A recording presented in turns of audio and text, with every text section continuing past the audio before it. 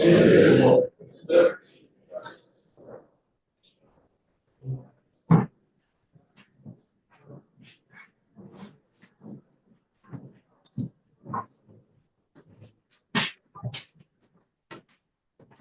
of minutes from November the 17th, 2025.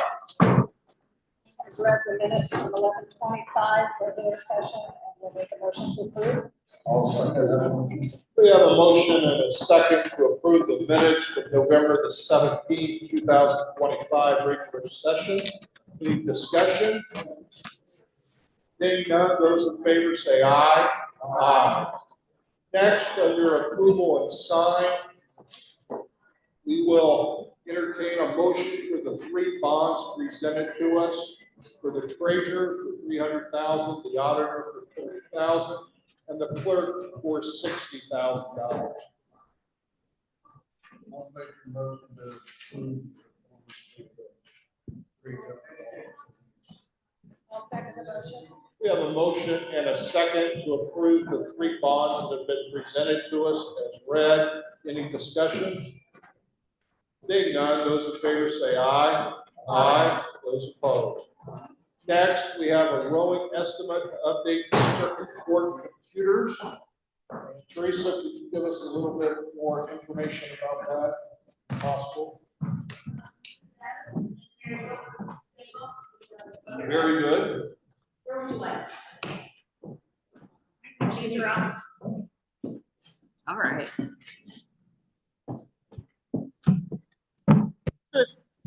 You probably know from approving claims, we have had ongoing issues with our computers. They're 7 going on 8 years old. They were all, except for one of them, purchased. The ones we're talking about were all purchased at the same time. Roeing was on the computers for another 2 hours today, trying to make things work the way they're supposed to. They keep telling us it's because the computers are so old, they don't run the programs appropriately. I don't know whether that's true or not. I'm hoping it is. And so I had a conversation with them 2 weeks ago when they were trying to set people up again to come and work on the computers.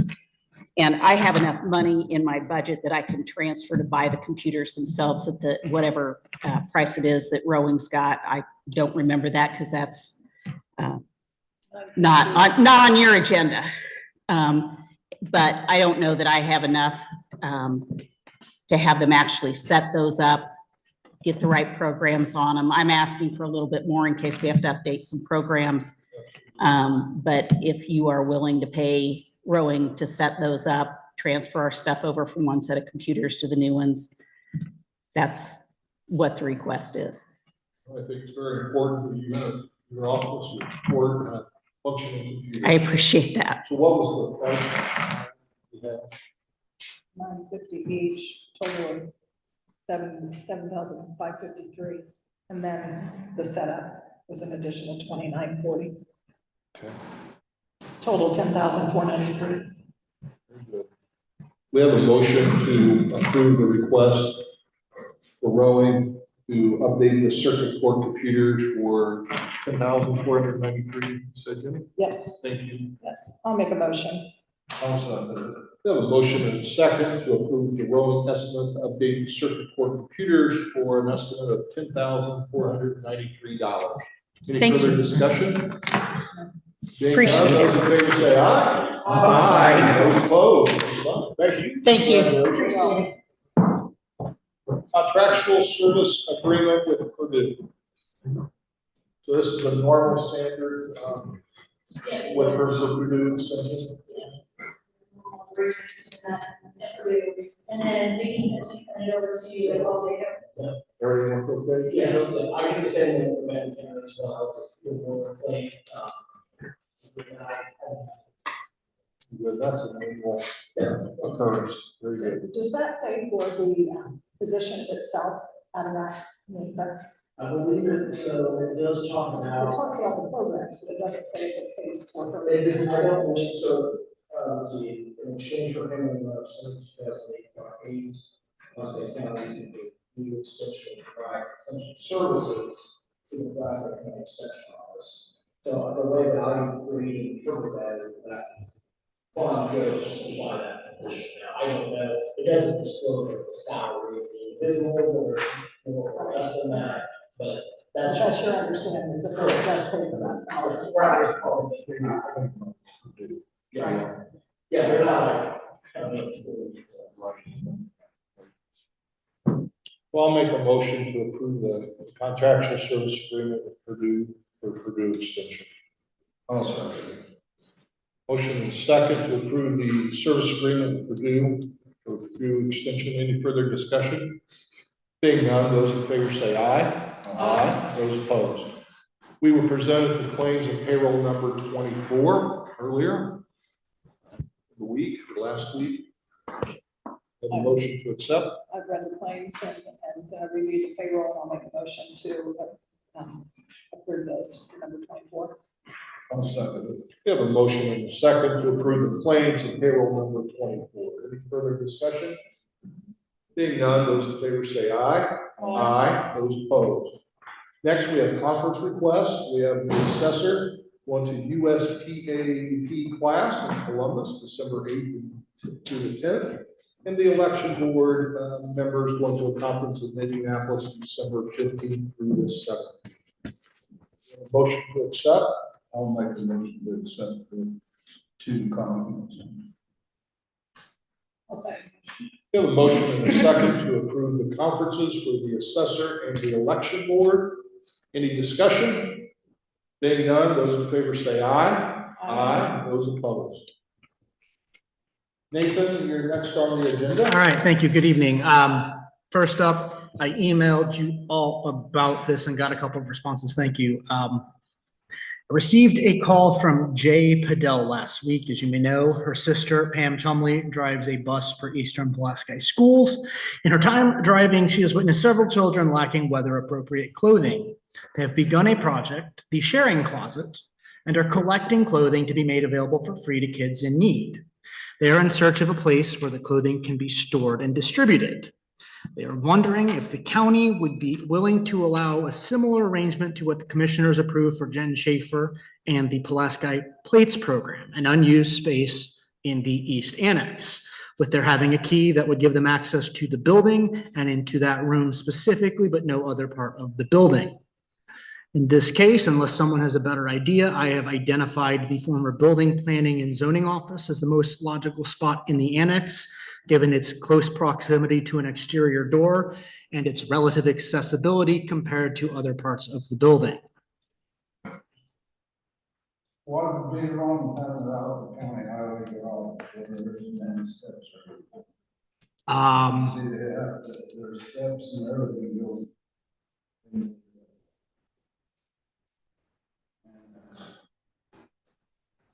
So I'm trying to picture the property in my head. If I recall correctly, if they take the front sidewalk and then take the stem off of it, they can access the north door of that building without using steps. There are steps up to the north side door, but there's also a sidewalk that comes from around the building. And so I don't know if it's technically ADA compliant, but it does, I don't believe it involves any steps there. I don't have a problem with highway. I don't know if Gary wants that. I don't know if that's as ideal, given that I don't know if Gary has any spaces that aren't being used in some way, shape, or form, whereas other than leftover furniture, we're not using the old building department office. Are they passing out the clothes there, Nathan? Yes. Just storage? They would meet, like, they would set up like once a week or whatever, and they would go just like, I don't know what the Pulaski Plates program schedule is, but similarly to that, they would meet when they would either distribute, or if there's an emergency, run up there. It says disposal to I like the idea, I mean, and I responded to you, but I think Yes, thank this is a great idea. Mike had mentioned, you know, if we're looking at closing the East Annex at some point and moving to the West Annex, that maybe we don't want to start moving more into that for that reason, which makes sense to me. How long is it going to last? I mean, I assume that as long as they have volunteers and they have donations, they'll keep doing it. And Jay knows that that building, eventually we may dispose and they would have to move, just like Jen Schaefer knows that, but it gives them quick access to start before it gets any colder and snowier than it already has. And if they have to move, I don't think they're gonna have a lot of like furniture, fixtures and equipment in there. They're just gonna have clothes, maybe stack stuff on the desks and tables that are already in there. So I don't know that moving would require much more than just packing everything up and hauling it somewhere. That was what I identified based on thinking about availability of space. If you want to see if Gary has something and look at that, I'm not opposed to taking that back to Jay and Pam and saying we're looking at other spaces. I just don't know if there's anything workable out there. I don't either. Maybe we need to ask. Dave, do you have anything that could be used? Well, there it is. Well, And county highway gets used for everything, still got front room stuff, so.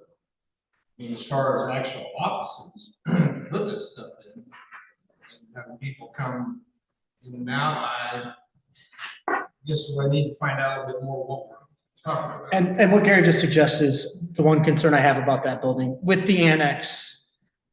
The keys, as I understand, are coded so that they will get you into the front door and then only the door that it is specified, like in this building. So I don't know if we did it out there and we gave somebody a key, if they would have free reign of the building. Like, obviously they have free reign of the hallways over there and the restrooms, but they wouldn't be able to get into empty offices or in use offices because they're all individually keyed. But I don't know if that becomes a liability issue at the highway garage. Yeah. What days, hours are they planning? I don't know if they have a set schedule in place yet. I just know that with winter here, they would like to get wherever they're gonna be as soon as possible. Gary, does it seem problematic to have it out at the highway garage? Well, yeah, this is the first I've heard anything about it, so I'd like to. We don't have, I mean, our office is highway. Right.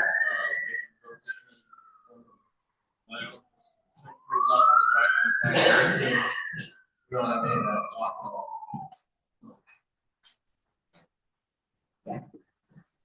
I'm not opposed to it. I'm just trying to find a better location with that. I'm okay with them starting to use that, and then we'll have to make adjustments, possibly make adjustments as time goes on. All right. See how it works out. Yeah, see how it works out. I mean, if it gets to where it does, if they do close the east annex, and then if they have to come to the highway. We're good. We can burn that bridge when we reach it. Yeah. So I will- we're all in agreement. Thank you. to allow I will let that. them know. Item 2, revolving loan fund. Part A, you have stapled to your reports a release and satisfaction, a loan release for the 2021 Tippy's loan that Mr. Ayler has drafted at my request. Ms. Hazimi paid off the loan in August, and I am still holding on to the truck title that the county took as collateral for this loan. The commissioner so authorize him. I'll ask President Street to sign the release and Auditor Bryant to attest his signature, after which I'll provide a copy along with the title to Sheila, keep a copy for my files, submit the original to the auditor's office. We're looking for a motion. Motion to authorize you to sign. Well, I'll make a motion to Mr. Tree to sign it. Release, right? Yes. I'll second the motion. Motion is second to allow the president to sign the revolving loan fund for Tippy's loan. Any discussion? Seeing none, those in favor say aye. Aye. Those opposed. Nathan, before we're going to circle back around to the closet space in the East Yes. Annex. Does anyone believe we vote for that to happen? As far as what we use in this, To allow what we were just talking about, to allow someone to use that. I don't think we need. Thank you. All right, thank you. Next, just very quickly on the loan fund.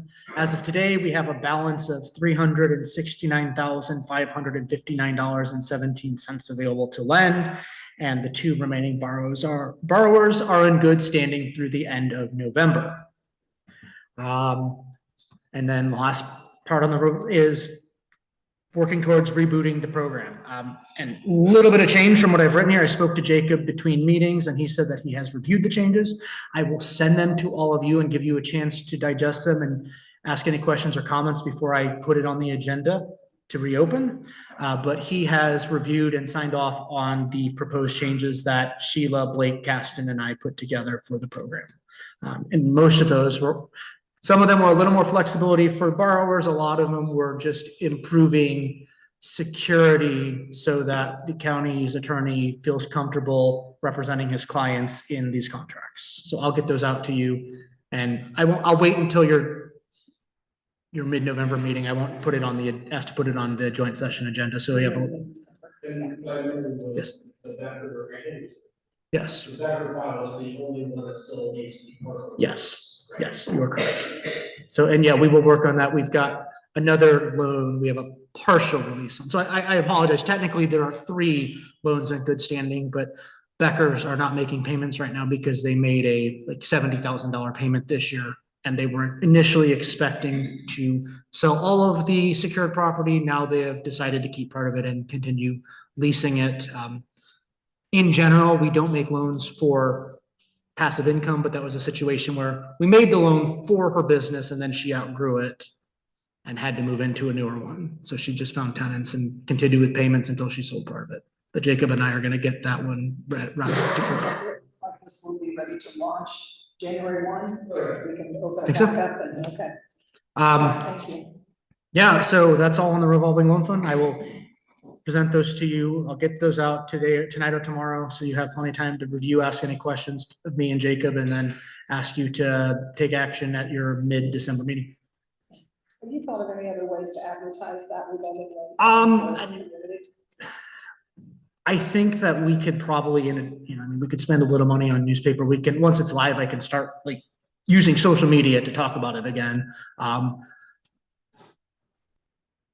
think an announcement in the paper. Yeah. Would be a good thing too, as well. Yeah, absolutely. I can do that. And then, trying to get back on doing my quarterly coffee hours that I used to do. And those are always sort of flexible. We could kind of do a theme, and like we could do like, hey, if you are particularly interested in hearing what the C.D.C. and the county can do for your small business, and we would talk about the loan fund and talk about the relationships I have with some lending agencies. Like, yeah, I'm open to anything we can do once it's live to start drawing attention to it again. It's a lot of money sitting there, not doing any good right Can now. that money be used, Lincoln, for the facade of downtown buildings and all that, or is it really limited? I'll have to review the specifics, but I believe that as long as it's still a loan and not a grant, yes. Okay. Joe Smith could borrow from the program to make improvements to his building as opposed to like buying product or like anything like that, So it could be used for existing business. Yes. Yes. Yes. There's no hard and fast rule, but in general, after a building has grown, a business has grown enough, we can, but we try not to. So, Tippy's has received 2 loans. I don't foresee that being a prime candidate for a 3rd loan. Tony Holiday at Clear Decision Filtration received 2 loans. I don't see him being a prime candidate. At some, the program is meant to especially not entirely, but especially help like what we'll call pre-bankable businesses. Good business plan. They got things mapped out, but they're just not quite established enough for most banks to feel comfortable taking that risk. And the idea is that we hand them off so that eventually, if they need to borrow for something, they're borrowing from a bank instead of coming back to the program. But it can be startups or existing businesses looking to grow. Oh, thank you. Last thing I want to talk about is the county farm property and related matters, as we have discussed a little bit. As you know, with the passing of Tim Alexander, his farm operations have been shuttered, meaning the county has lost its tenant at the old county farm. Commissioners need to determine whether or not to seek a new tenant, and before such action occurs, I wanted to revisit prior discussions regarding the possibility of trading this land for land owned by the Galbraiths toward the end of developing a housing project. As you may remember, we have tentatively received a $1 million Ready 2.0 grant to support a housing development. That said, I am increasingly hesitant about pursuing housing development in Pulaski County via that avenue. $1 million grant comes with an expectation of $4 million in match between the local government and private sector. I think 1 million minimum for us and then 3 million for the private sector. And that's a substantial commitment. And you know, we've been discussing this project as I'm presenting it right now, this scaled neighborhood development, because that is what was the product of the several conversations our housing task force had with our housing consultant over a couple of years. And I think there is some merit to it, but ultimately I think that given our local demographics, we would be better advised, at least to start, if we want to take an active role through the redevelopment commission in facilitating housing growth, kind of doing piecemeal infill development, buying a vacant lot, bringing in a contractor to build one house where we're not spending part of our local match or the grant money to put new sewer or water or electric, because we're putting it somewhere where it already exists. So we've reduced some of those costs. It might balance out in some respects with land, depending on who the owner is, what it costs, but it would also give us flexibility to target building a few houses in multiple towns, as opposed to putting all of the houses in Winnemac, just because that's where the housing task force and the consultants saw the greatest opportunity, and trying to spread the wealth a little bit. You know, buying a lot in Maderaeville that's already on utilities, buying a couple of lots in Francisville that are on utilities, that sort of thing. Obviously, the specific numbers going to depend on a lot of factors. So I need to have a conversation with the Northwest Indiana Forum about how much flexibility we might have to pivot in our approach, even if that means taking 500,000 instead of $1 million, or if we just have to walk away from that because the burden on our end is more than we feel comfortable taking on right now. All that said, I think that ownership of this ground on the north side of Winnemac would still be more beneficial to the county from a future development perspective than continuing to own the county farm ground. And the proposed transaction would provide the county with close to $200,000 in cash to put towards the housing project in whatever form it might take. And the reason I think that land is better is that even though there are not utilities on site, the town is already running utilities near that area, and it is on Winnemac Electric. Whereas one of the reasons we started looking at this land swap instead of wanting to develop on the county farm and directly is that it is in NIPSCO service territory, and the town did not want to invest in water and sewer out there, and the process of annexing, if NIPSCO wasn't going to play nice in the sandbox about swapping service areas. It's a very weird map where half of the north side of the county farm is Winnemac and half of it is NIPSCO, and Winnemac runs that way out into, like, I think a little bit into Jefferson Township, at least far southwestern Monroe, while NIPSCO is right there by the county farm and part of the industrial park. It's very weird, and NIPSCO doesn't want to play nice in the sandbox with that. So that's how we pivoted in the first place. So I still think there is some value. I certainly, I wouldn't object to a decision. I don't expect the commissioners to take final action on this. There are a lot of moving parts. But what I think, looking at all of these components and goals for trying to facilitate phased in modest housing growth in the community, is that I would like the authorization to have that county farm parcel surveyed and split with the land south of the county road, the title transfer to the redevelopment commission so that it could be used in the land swap if we get to that point. And then the county commissioners directly retaining the north. And potentially, while we're doing this work, splitting the property, the acreage that the recycling and transfer station sits on from the property that surrounds the old county home. So you've got several county roads kind of in that area, and the recycling and transfer, 30-ish acres wrapping around the old county home, and ground south of County Road 60 that is also split, I believe, by a county road, all one massive parcel. And then there's a second 10-acre parcel at the far south end.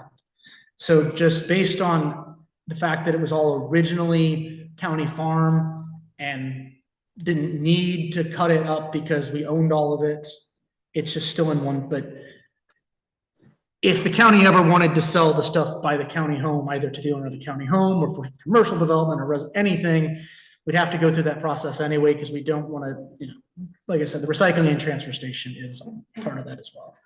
So that is what I would like to see happen long-term, is the redevelopment commission take ownership of the acreage on the south side, so that if the commissioners eventually are comfortable with it, we can do that land swap, trade it for the land on the north side, and then collect that $200,000.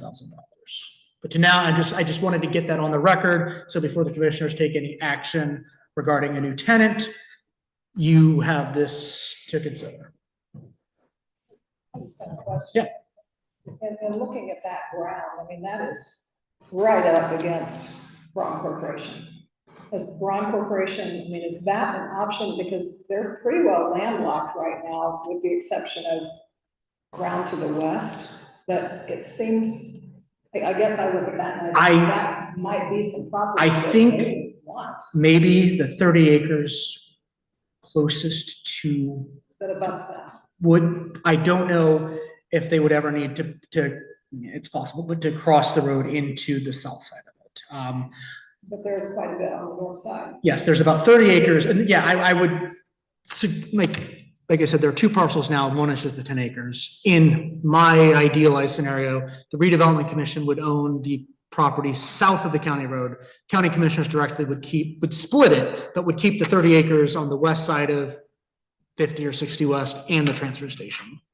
But yeah, it is entirely possible that someday, but I mean, I know right now this year they've been spending a lot of time trying to figure out facilities growth, whether or not they need to buy some more land from the county, whether or not their existing land is enough. So I would not want to touch the land on the north side of County Road 60. Makes sense to make it separate parcels, make it easier for the people. Like I said, I'm not asking for a decision. I just wanted that on the table. So if you guys end up having any follow-up questions, concerns, we can discuss them. I just wanted to get that on the record before you take any action about putting out bids or requesting bids for a new tenant.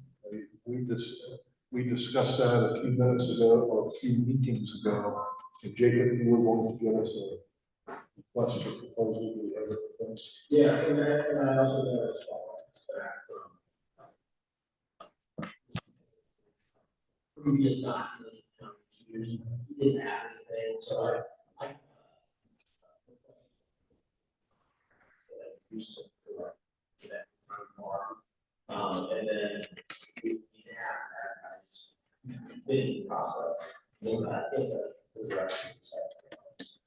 I would be in favor of bidding it out like we Alexander's done.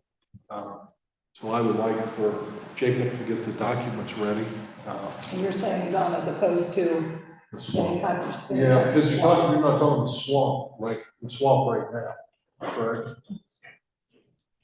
I'm at the redevelopment commission and I are ultimately going to move at the speed that the commissioners authorized. I think Eric Galbraith and family would like to make this happen sooner rather than later, but ultimately we're going to do what the commissioners permit us to do.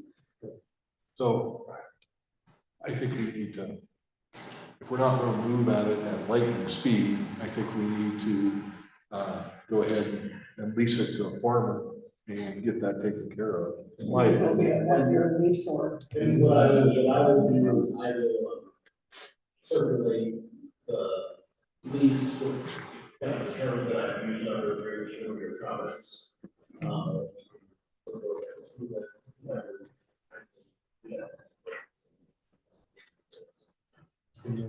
Well, the advertising. Yeah. Don, oh, sorry, go ahead. How many acres were we discussing that we're going to swap? Because it's all bundled up together, it's hard to give a precise number without a survey, but it's approximately 90 acres. Sorry. It's approximately 90. 90? Yes. And then I think there's another 30 in the northwest part of that around the county home plus whatever the acreage of the transfer station is. And if we did decide to swap, how many acres would we? I think it's about 40. 40? Yeah. And obviously the discrepancy in acreage versus cost comes from the utility service and road access that is out there that isn't out there. Even if you want to put it in with a tenant for at least one more year, do you want me to proceed with a survey and split so that's cleaned up, or do you just want to wait until we're closer to a potential? I think it would be beneficial to have it surveyed. Okay. And honestly, as from what I've heard from the surveyor's office, as long as the wait times are for surveyors in this area, if I start it now, it might be 6 or 7 months before it gets done anyway. Move on next year, or move on to 20, at least it would be. Yep. It would be ready for that direction. Cool, thank you. That's all I have unless you have any questions. Would you like a motion? If you want to do that, just have it nice and clean, yes, absolutely.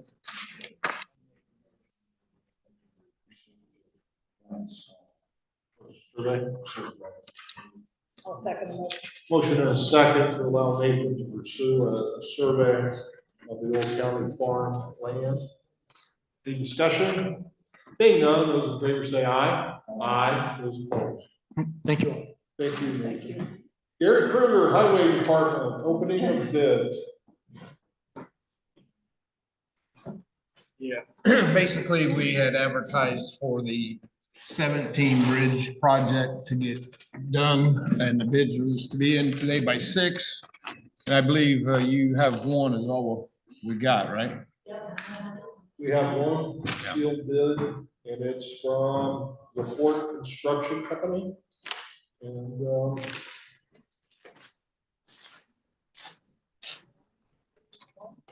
Yeah. You look at it, Read the amount, and then we take it back for advisement to check the numbers and everything.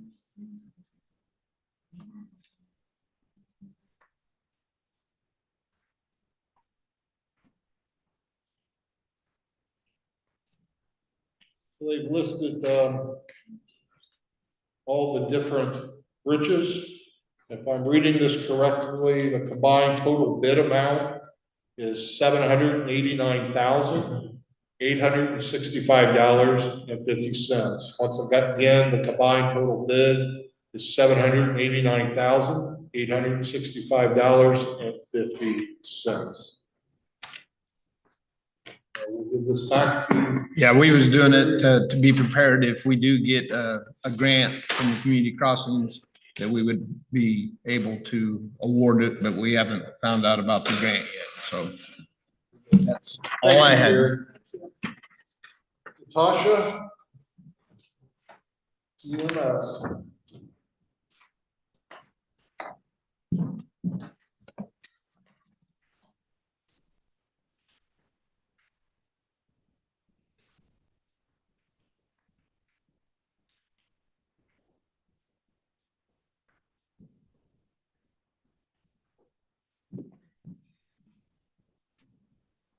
Good evening.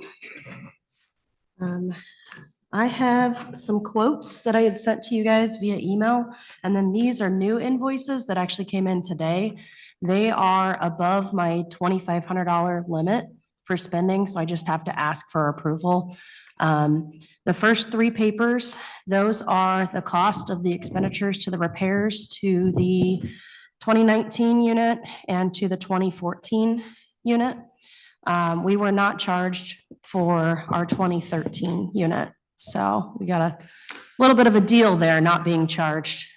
He could not fix it, so he did not charge us for the work that he put into looking at it. So you'll see one of them is, the first one's okay, that's within my limit, but the second one is $2,729.11. And then the third in that stack is $3,820.38.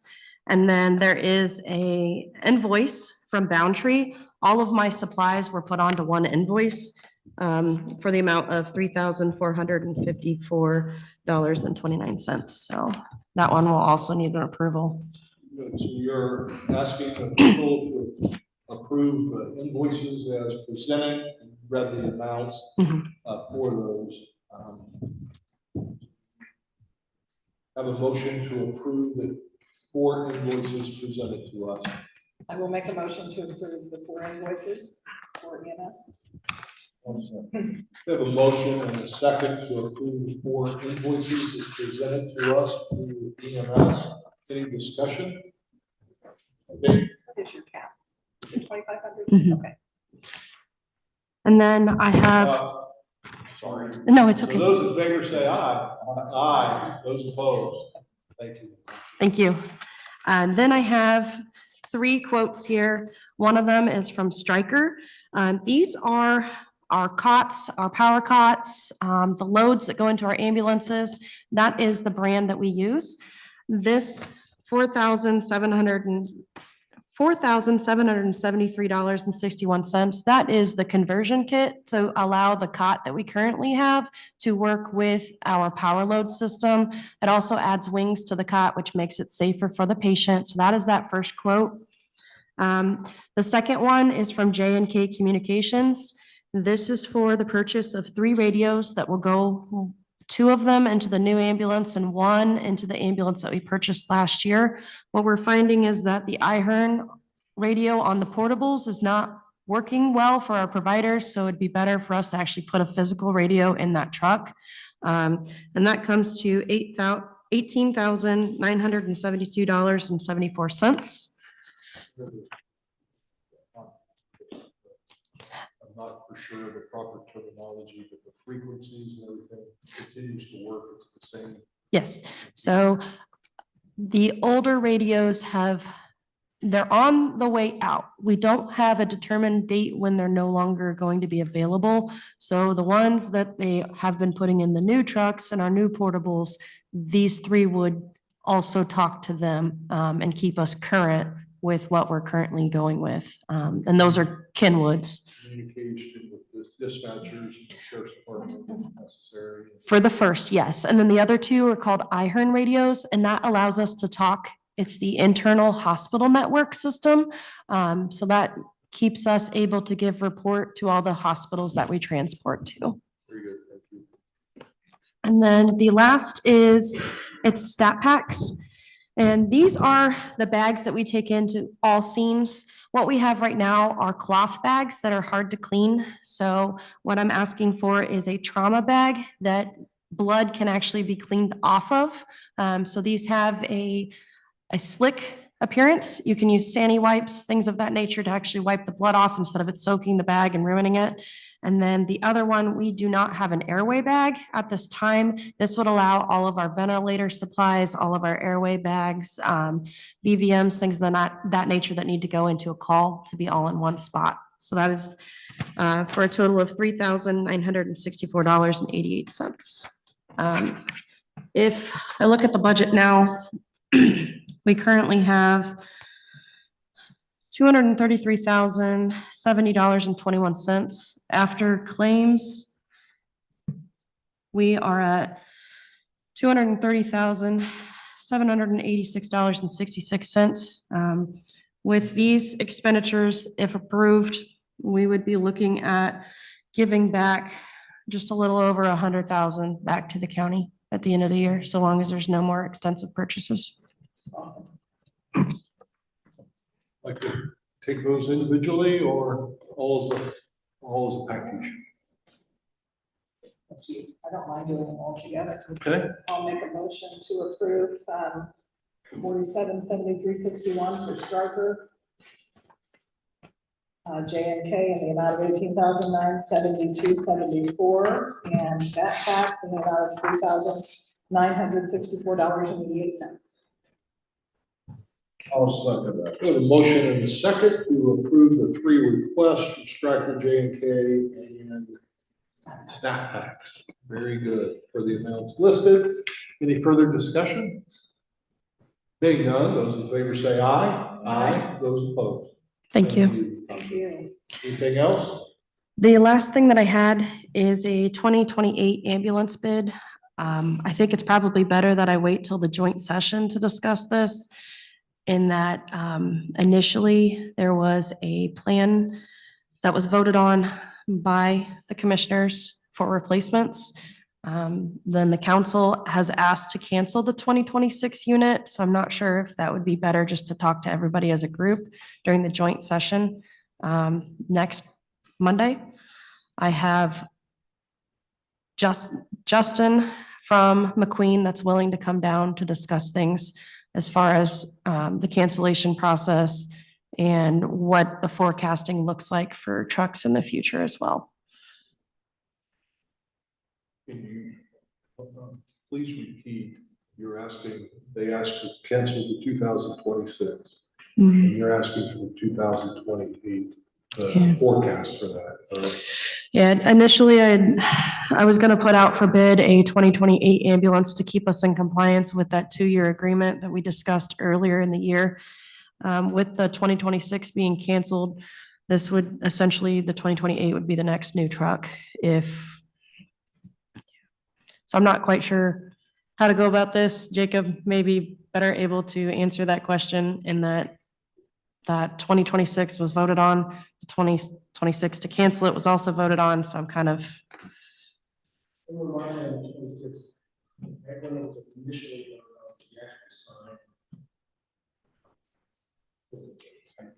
It was a previous commissioner set, so this truck has been on order for 3 years, so it can. They don't order for 3 years. Mhm. And it was canceled? I was asked to cancel it so that we could get the 2025 demo. I guess all questions have taken at least,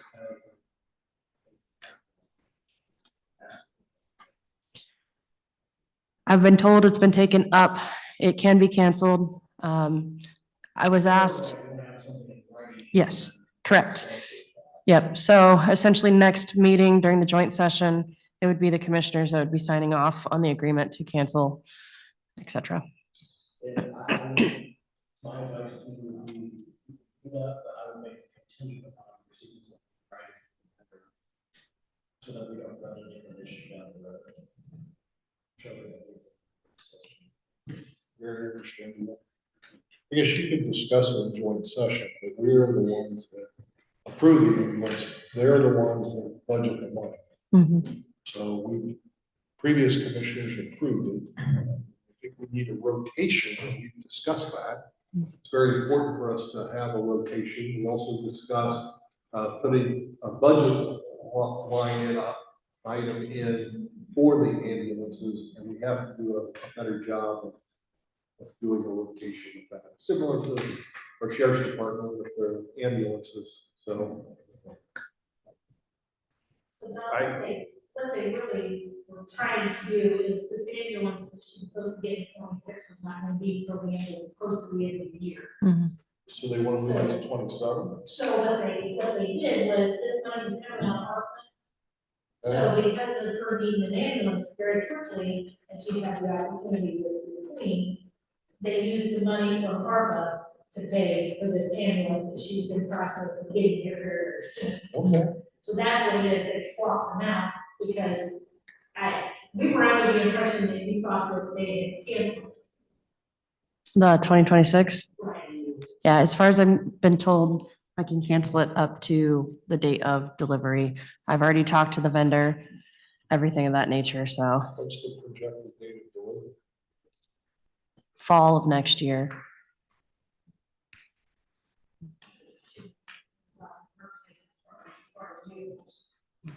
That's why council did that. So will we budget one for 27? Did you ask that question? I did not ask that question because it was denied during the 2026 budget hearing.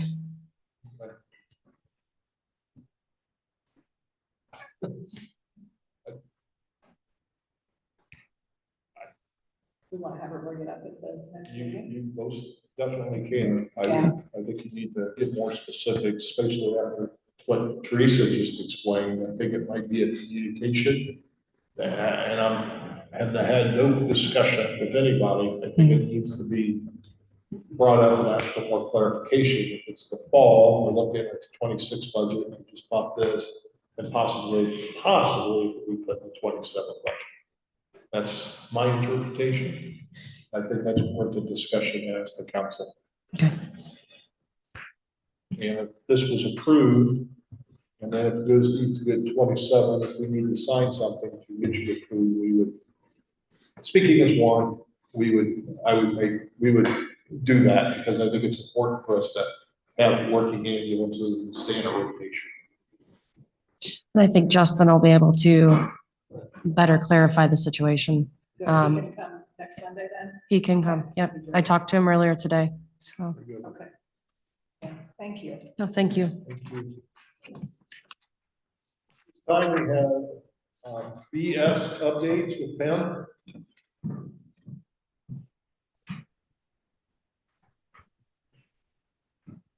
Good evening. Can you hear me all right? Yes, sir. Very good. I've got a short list given the holidays and the snow events, but I will cover it. So first I would like to touch on is the accident that occurred a few weeks ago involving the two Bechtel workers that were traveling in their personal vehicles. One remains hospitalized, while unfortunately the other one had passed away. The developer has communicated with their teams and is reviewing internal travel and safety measures, and we will continue to monitor any operational impacts as their workforce adjusts. Second, the attorney call that occurred 2 Fridays ago, the county attorney and the developer's attorney talked, and there was a few points in terms of fines, designated roads, and vegetation requirements. While we didn't come to any agreements on things, it was established positions, and we will continue to support the county and work with the county attorney on these matters. And then lastly, the upcoming fence inspection. We've received updated maps from the developer for the fencing. We are planning a drive along with the county surveyor and will be completing those inspections in the coming weeks.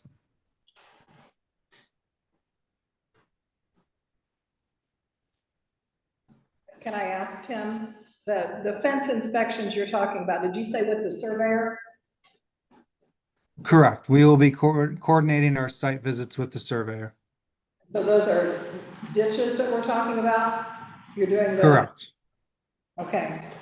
Are you all doing any inspections on the fences, any of the other fences? Are you, as far as compliance goes, are you making sure that the fences, they decided they were not going to honor our ordinance of 150 feet setback? They did promise me at one of our construction meetings that the solar modules would be a minimum of 150 feet setback from roads, non-district property owners. Are you measuring those as well for compliance? Yes, we will be. Have you yet? We've done various spots here and there, but nothing throughout the entire job site.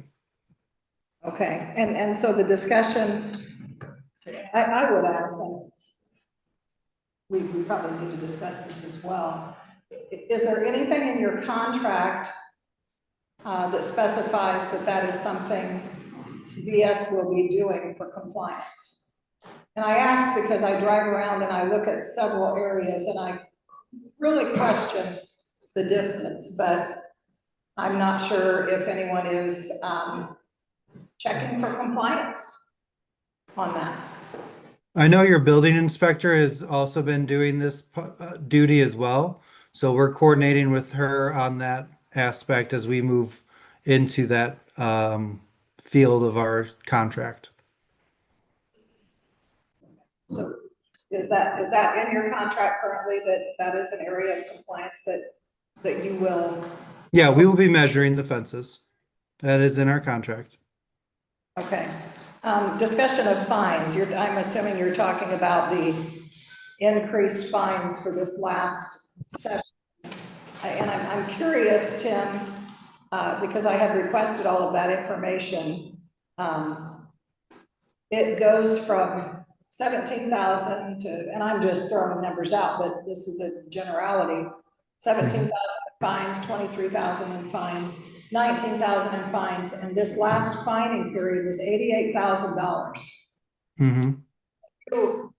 I mean, that's a huge outlier in fines for one recorded period. Can you speak to why there was such a huge jump in fines for that period?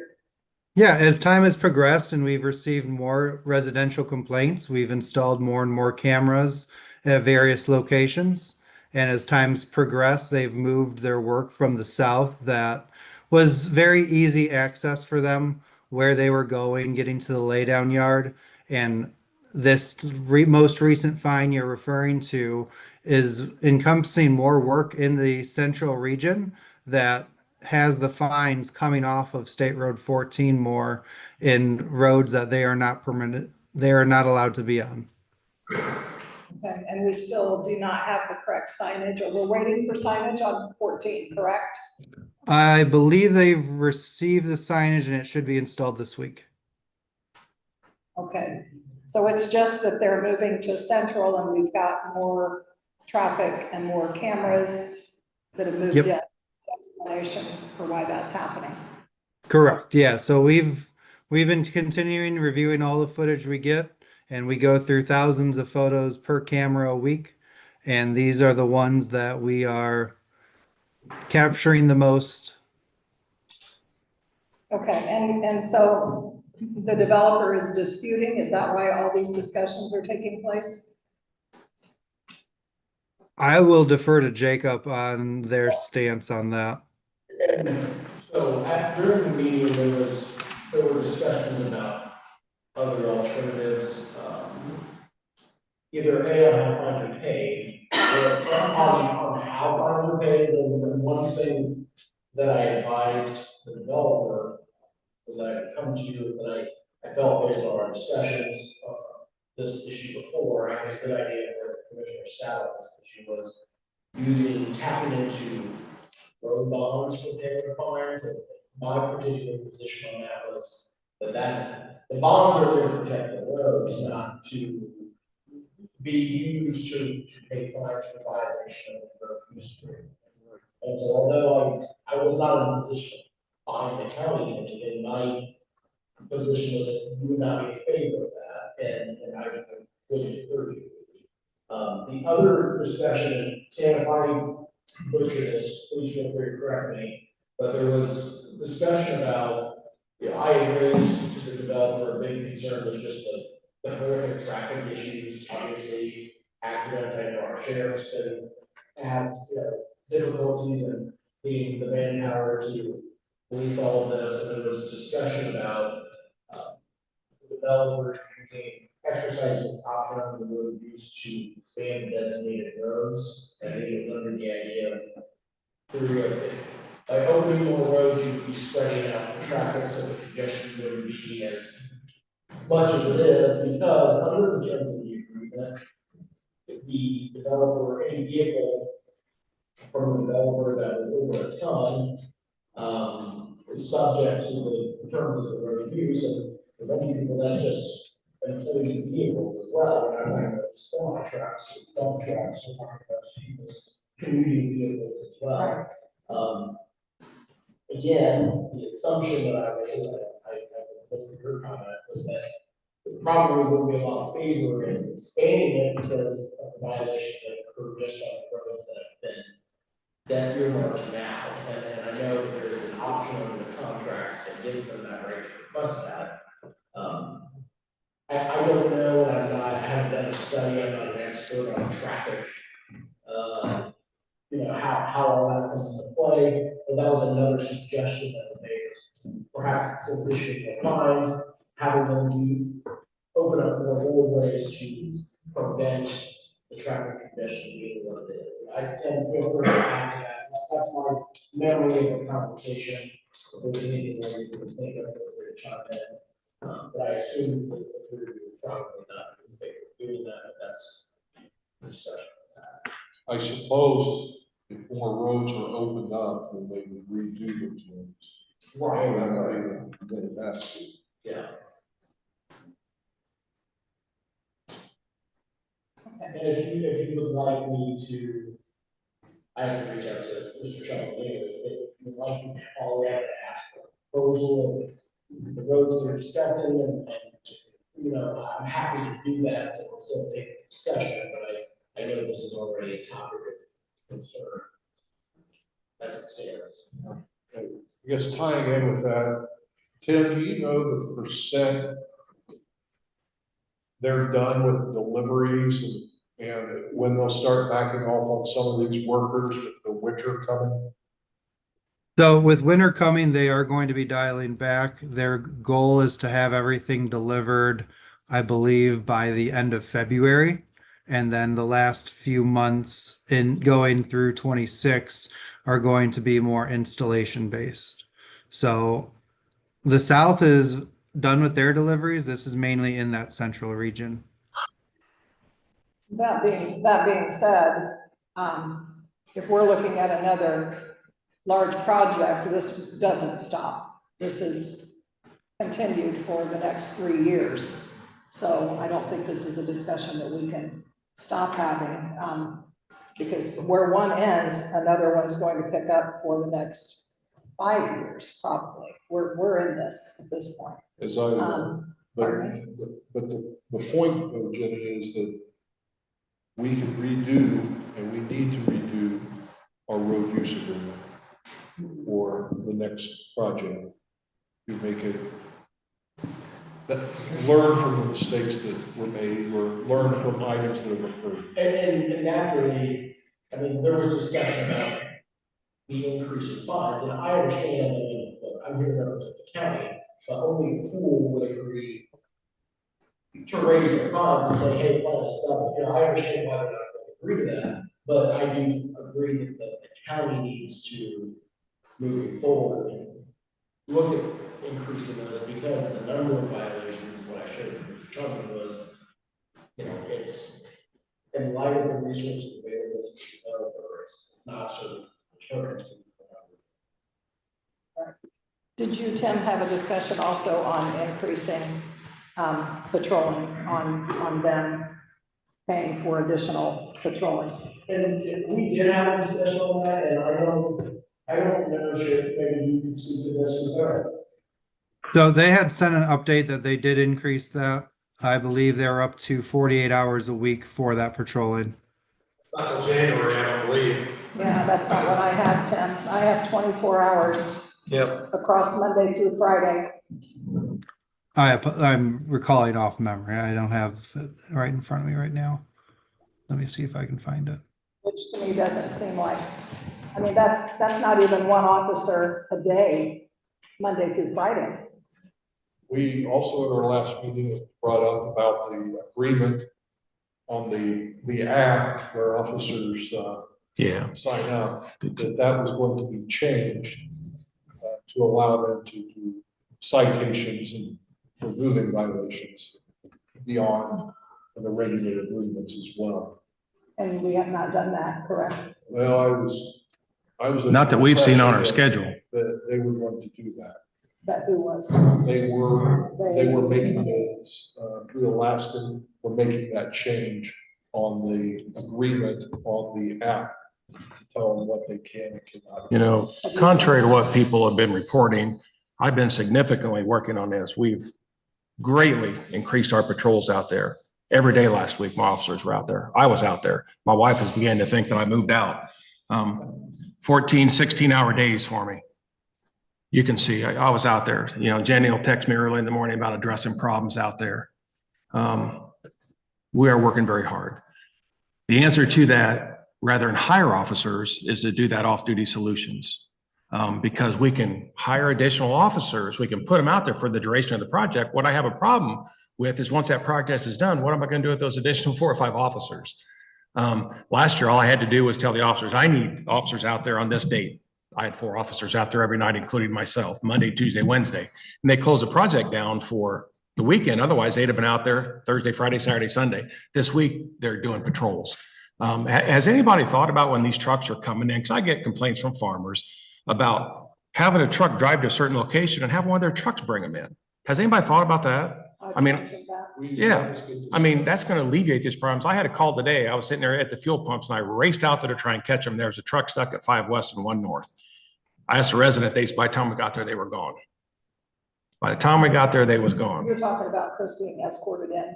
Escorted in. They should- That way, they've got hundreds of white trucks out there. Can't they escort these guys in there? And these farmers are out there trying to make a living. And you got these trucks out there. I followed two of them today, or one of them on across 200 North today on icy roads, barely able to pass.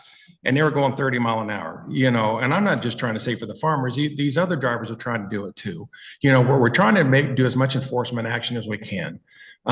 Increase these number of hours for these officers, if you can. 40, 60 hours a week, have 2 officers out there. We're going to concentrate on the central location, I believe, January, February, March. I think they're about done at the south location because every time I go out there, there's just engineers and stuff, electricians out there now. We're going to concentrate on the high traffic areas is what we're going to do. That's where we're going to be, and try and do what we can with what we've got. If you can increase those hours with the solar companies, make it in your UDO or whatever that acronym is, say they've got to do that. You know, and put us out there. These officers will do it. Only thing I got to do is ask them. They're already scheduling stuff this week and next week to be out there and do it. So you're telling me, Chris, that you have the officers that Yes. can do this if they will Yes. pay it? Yes. And it won't take away from any of the other No. responsibilities they have? Right now, they're paying for one officer for, I saw the same thing you did today, 24 hours. I asked one of my officers today, who put this other patrol together? What I'm doing is just putting them out there and we're just paying them overtime. We're just paying them overtime, regular. He said, well, I saw 24 hours that we're doing. I said, I thought it was 48 hours. I saw the same thing you did. Am I confused, Tim? I've got the email in front of me and it says, I would like to confirm with you that the contract has doubled for off-duty solutions to 48 hours, 2 shifts of 3 hours straggling arrival and release Monday through Saturday. And this was sent last Tuesday. For 2 officers or 1? Because I saw something that said 2 officers. We need a minimum of 2 officers a day while they're working. I have a serious safety concern that's going on out there. I've expressed that before. It does not specify the number of officers, but assuming it's 2 shifts, 3 hours each for 48 hours. Yeah. So 6. Yeah, and on the paper I printed off, Tim, you're correct that it has 48 hours in one spot and it has 24 hours on the other spot. So I thought I read this pretty carefully, but so there's a discrepancy unless I need to read it much better. But so Chris, what do you need? You tell us what you need and then where did our attorney go? Oh, okay, I did the same way. We need to make these restrictions stricter. You know, we need to have more officers out there. I'm just doing it now just because all the complaints I got, I just put officers out there. It's nothing to do with off-duty solutions. I just said, put them out there. And I had 4 officers step up last week, including myself, every night because they're dedicated. I don't know how to say it because, okay, we're going to do it. If we can get off-duty solutions and get the solar companies to pay for it, okay, even better. Because I'm going to run out of overtime money, but so be it. But I just said, do it, put them out there, and we're going to make these roads safe no matter what we have to do. And paying for 2 at least 2. officers. Yeah. You have high traffic area times, you know, in the mornings, noon. I'm stopping them at noon when they're going to lunch. I hate to keep singling out. When they're going home. I talked to a resident here before the meeting, said there's another location I haven't even thought of yet on 35. As many officers as we can get out there. You know, I've heard a couple of them say, we heard you were, when I stop them, they say, we heard you're going to be out here more. Okay, well, it hadn't slowed you down yet. But yes, we're going to be out here a lot more. I'm just afraid something's going to happen to somebody out here. And trust me, I go home thinking of this stuff at night. I think about it on the weekends. I'm trying to think of things to resolve this. Is a lot thrown on my plate, a lot thrown in my lap. I didn't expect any of this. I think what we have to consider is that if there is an accident with one of our residents. I think of that every night. I think of that every night. Because it is bankrupting our residents now. I think of that every night. Because the company is not taking care of the people in this county. And you give me some answers. Give me some answers. My heart breaks for a particular family right now who is 4 months out, and this will bankrupt their entire family. The accident that they had, that I'm sorry, when a solar person drives through a stop sign, the other person doesn't have to yield. It seems pretty clear to me that fault lines. You know, we have some good, It's gonna go bankrupt I know, I don't want to cut you over off. this incident. We have good officers in this county, contrary to what's put out there in social media or whatever. These officers care about what goes on here. I can't speak well enough about these guys that work for the county. I'm just impressed when I asked them the last few weeks to do that for me, and they did that, you know. They're taking time away from their families to help keep everybody safe. We can do what we can do.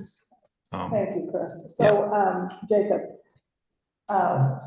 Chris is saying we need 2 full-time, we need paid by Mammoth for 2 full-time patrollers in these areas currently. Where are you in negotiations with them, with Doral, Mammoth, whoever? I'll have a conversation with Mr. Sherman if they were moving to that funding. I don't know if Tim, if you recall this or not, if they, for whatever reason, I feel like they indicated they had a dollar amount. For some reason, it was like $20,000. That was something that I Say that again, Jacob.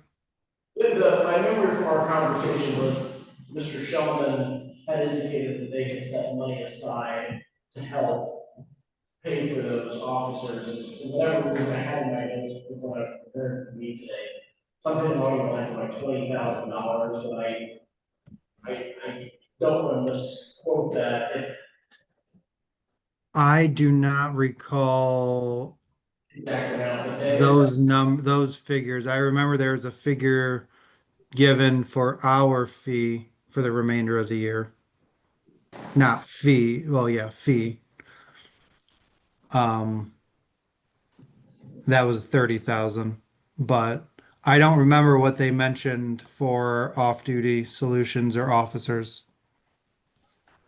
Maybe I'm being naive, but why can't we say to the developer, I don't care what the amount is, you're gonna pay for 2 patrol, you're gonna pay for 2? That's what I did with my overtime. I just said, work it. Yeah, well, I mean, why do we have to say, you know, you give us this much money? I mean, these projects are gonna go on for years. Years, why can't we just say, you're responsible to pay for 2 patrollers from today until you exit this county and these projects are done? So are the police presence, is it talked about in the road use agreement, or what agreement is it? I don't know that it is. I don't think it's anywhere. to my knowledge, I don't recall there being specific language in the RFA about. I think it's silent, my memory is it's silent on it, and it's speak to one word together. So if there is another permit, once you do a road usage agreement, you could have the contract here and simply say 120 hours a week, and it would be in them. But if this, Don, if this is a safety issue today, we're gonna tell the poor people, and I'm one of them that lives out in the middle of that, you don't get it because you didn't get a good deal the first time.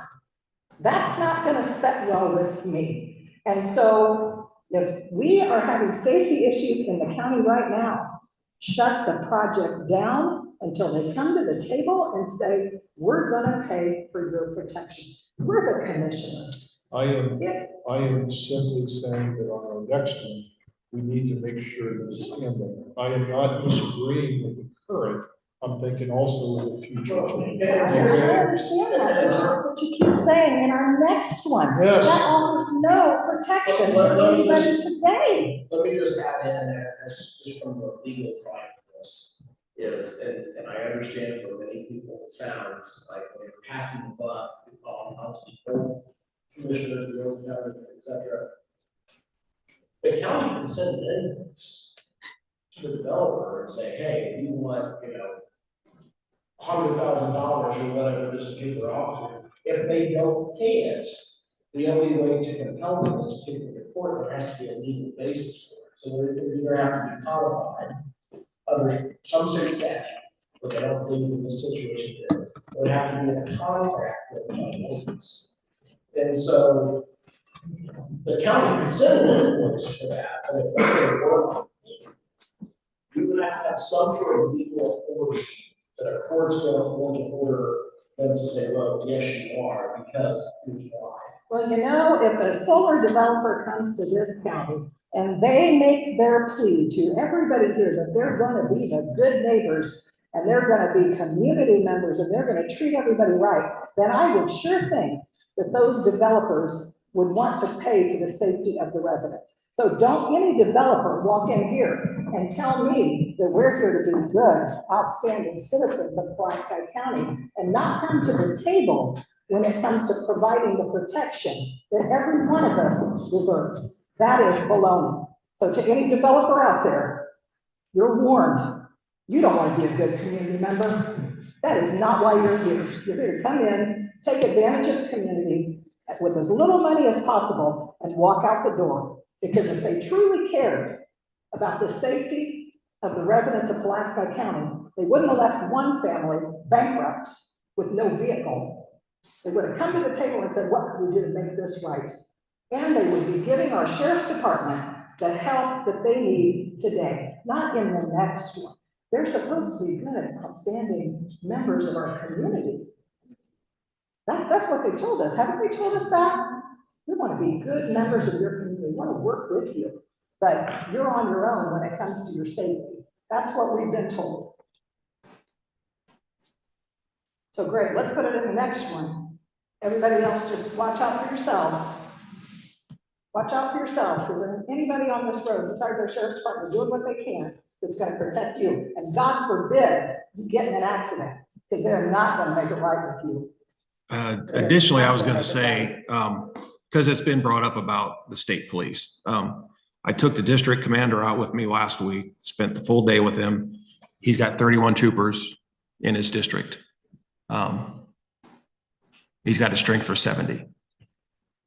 31 troopers and a strength for 70. And Jenny, I did want to, during this discussion, I did send a message to the sheriff to give the figure. And he said that he would provide funding in about $100,000 for this issue. So it sounds, I can get that from the email, but he did just send me a message that they had discussed $100,000. Jacob, is that a one time or is that a per annum? That's what I'm asking, it's to specify if that's a one-time deal or what's the term of the deal.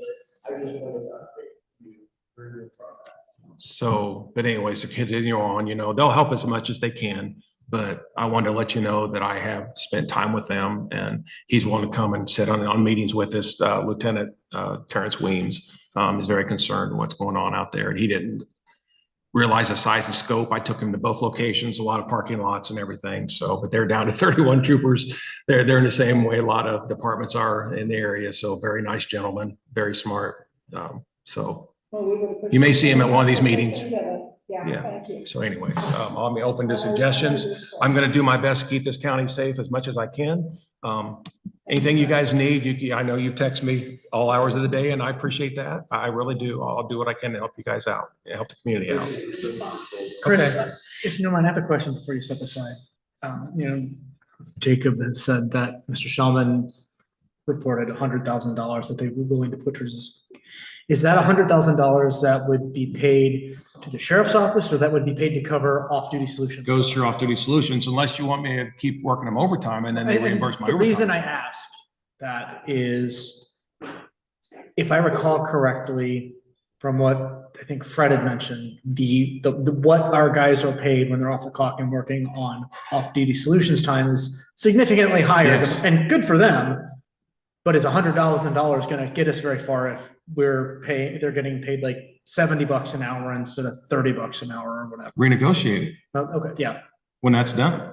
And then I guess the one thing Fred had talked about to the commissioners, I think, was that as the agreement stands now, when they're working for off-duty solutions, they're basically providing security for the site. We want that road agreement when they're out on the roads. We're not working parking lots. I want them working the roads when they're out doing. No, so but for the current, is that something that can be addressed? Like, instead of having our guys works part-time for them doing security, is that something off-duty solutions is able to provide, that they can actually patrol the roads? And because I think Fred had talked about how it gets into issues of like actions they take when they're technically working for the developer that, you know, I pull somebody over, I'm a deputy and I'm being paid right now by Off-Duty Solutions. And I pull somebody over who's working on, and it turns out they have a warrant. Like, We take them in. that's what I was, is there a legal ran into issue that if I last am week. actually working under someone else's employee, but I find out that they have a warrant that I could arrest them for when I am wearing the shield and my sheriff's office? They're still policemen. They take enforcement action whenever they see anything. I don't want them to ever deviate from that. Right, That's a I agree. problem. I just didn't know if that would create a legal issue if, As somebody who practices criminal law, I don't think that it's something where a case is going to get thrown out because they're going to say, well, because statutorily they're law enforcement. and that I guess that is at the crux, like if there are any exceptions to that. I know that was my biggest concern, if we need to be mindful of that when we have them paying us. Once that money's out, let's renegotiate and do it some more. This project's gonna go on for 3, 4, 5 more years. You know, when Mammoth or Doral or whoever's done, you got another 2 or 3 coming in, right? Let's not just quit there. Okay? Thank you. Yeah, no problem. Anytime. I'm available 24 hours a day. Tim, I don't have anything else. And I will circulate, kind of, so the average county is $700,000, indicated that they are open to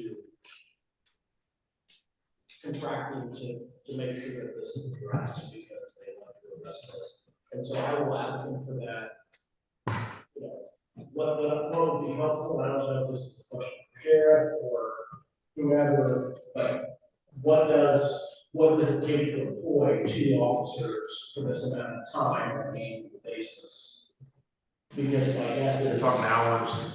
Well, and the other thing too is that employees and the other county benefits, these are not, You talking about separate officers or? Well, that's my question, I guess, is. When they go through Off-Duty Solutions, like I said before, they're not working for, if they're not an officer for me, it opens up to other counties, like if Stark County officer wants to work in Jasper County officer wants to work in Fulton County.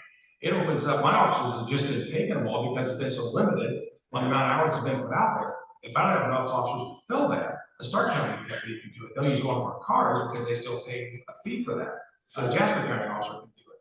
A couple of my officers went to Jasper County when they were doing projects over there. That's why I hadn't started yet. So yeah, it's, those shifts will be filled. They will be filled. Yep. Now, I'll think of that correspondence. Thank you. Kim, do you have any additional updates? That is all that I have for today. Good, thank you. Thank you. Under discussion items, I had brought up the last commission meeting that Performance Services is a organization that will be here in December to look at the West Annex that we discussed. And also we do have an executive session, I think Teresa made that available for Monday, the 22nd at 8. I sent emails out to those people that are to be here. Any other items? I just really just touch on one issue that you had asked me this question, and I may have been confused by the freak. So there was something brought up at the end of the council meeting tonight about commissioner's approval, and I wanted to clarify. Statutorily, the council is who approves the abatement, as the contracting body for the county, you would approve just the EPA agreement, the contract, not the abatement itself. And so I just wanted to clarify those 2 things. It's not that the commissioners vote to confirm the abatement, it's the agreement, because it is a contract, you are the contracting body. Could you ask me? So when that EDA comes across, because I got a draft of it, it will be a complete EDA, all exhibits, all numbers, everything attached to it, not like the last one, correct? Yeah, and there are, and Nathan and I spoke about this before the meeting today, that I know that I think the D, that there are a couple sections that are filled in prior to construction, is my memory, that you can probably speak. yes, the Exhibit D is the guarantee agreement, and that has to be executed no later than 90 days prior to start of construction. So will we know who the guarantor It's- is? Rick Hall has already plugged it in that Doral will be the guarantor, not one of the local project LLCs. They're insuring themselves? Well, legally, no. Legally, Doral and Mammoth Grazing Lands are separate entities. And that, if you want, I can ask Rick if there are other options, but that is what he plugged in based on standard practice. So the solar developer is going to guarantee themselves. Like I said, legally, it's two different entities. That's advice of counsel. Are you sending us the complete? Yes. agreement? Yes. And there's numbers that you need to change? from Yes, what just we- on Exhibit A of the EDA, yes. When will we have that by? Because I will. Close of business tomorrow at the latest. I'm sorry. Close of business tomorrow at the latest. And then it would be brought to us for the signature on, I'm assuming the 15th of December. That is up to the commissioners if you wanted to address it at the joint session or at your mid-December meeting. I think that even if you got it to us tomorrow, I think it would give us time to look at it and for the.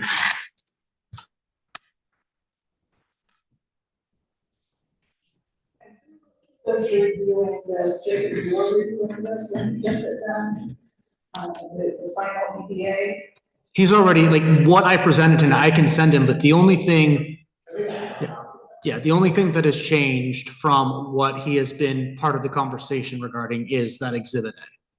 So Jacob has been on any commission, except for, Myself and the call have been working together in conjunction and then obviously Dick as well, on that. But I wanted to clarify because I don't know if I missed the question or if I heard comment being made in the audience about the commissioners canceling the abatement. I just want to clarify, I'm not saying there's anything you agree, but just, I want to clarify that the abatement and the EDA are two separate actions. And so as a contracting body, you handle the EDA, we should not have the ability to set aside tax abatement on statute. I just want to clarify that.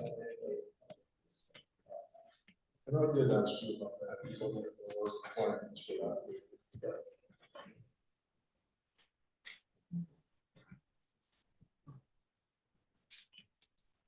Public comment at this time? Ask that you move up to the microphones. If you have any public comment, that you state your name and residence, speak once, and limit your comments to 2 minutes or so, please. Sorry, I'm slow. Good evening. My name's Kevin Ingram. I'm a resident of Star City, Indiana. Have been for almost 2 years now. I do travel across the county highways. I have family and relatives over on your side of the county, Mr. Street, that I do frequently go see. And it's funny that you guys brought up this whole road thing and safety, because I believe on October 28th and again on October 30th, I emailed all 3 commissioners. I'm not sure if your guys' emails ain't working, but the only response I got back was from Commissioner Knievel. And it really bothers me that we can't get transparency in this county. I lived here, I grew up here, graduated right down the road at Winnebago High School. Been watching, tried to be involved in politics, don't want to be, but now it's made it to that. I believe Mr. McClure, you didn't want to do something at one meeting because you were too busy. You did, Mr. Street, didn't want to be involved in a town hall meeting because there was a supposed threat. Now, whether that's been confirmed or contracted, that's neither here or there. But it seems like we've got one county commissioner in this county that actually cares about the people. I've been hit almost 3 times on 550 South, which is the Francisville Blacktop, by said solar people. So what is it going to take? How many people is it going to take to die in this county before you all wake up? You think money's the problem? I mean, this guy here will sell your soul to the devil. He already has. So where's the accountability of the people that's left here? Any response? I mean, I am a voting member of this county. Discuss this and leave. You can discuss it till it comes home, Mr. Street, but my question here is that when is there gonna be action? When is there gonna be, the sheriff's doing all he can, and I applaud you for that, Sheriff Schramm. But when are we going to get accountability in this county for the people that lives here, or it's gonna be left here by the time solar comes through and runs us out?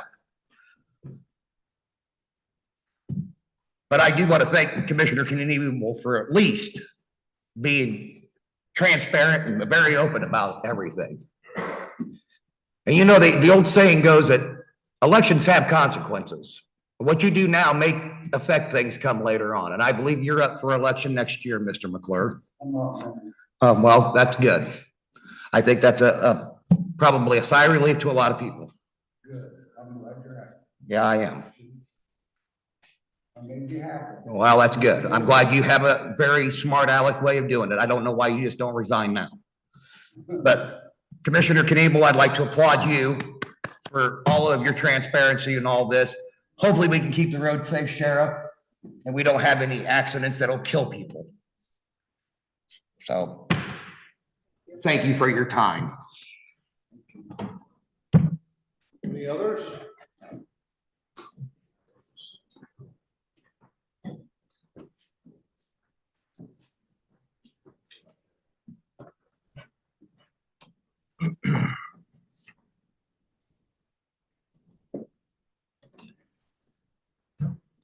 Good evening, Gerald Goodman. And I've got some observations that I just want to bring up. You know, in our county, the way it started out was power lines came in. I have no problem with the power lines coming in. Yeah, farming, I have to go around them a little bit or whatever. That's not a big problem. Then we come to solar panels and we're taking farmland away. We're infringing on other people's property rights. Yeah, the other people that are selling to the solar company or leasing, whatever you want to say, sure, they have the property rights too. Then we talk about battery storage is the next thing coming in. And now we have data centers. We're talking about that.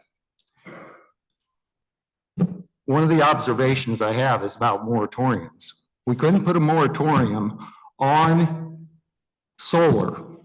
You guys couldn't vote on it. But last meeting, you brought it up and you put a moratorium on data centers. What changed? We got to be consistent with what we do. That's part of business, is being consistent. The other thing, I went to the APC meeting and they were kind of surprised that they were going to be taking care of a 6-month deal on data centers.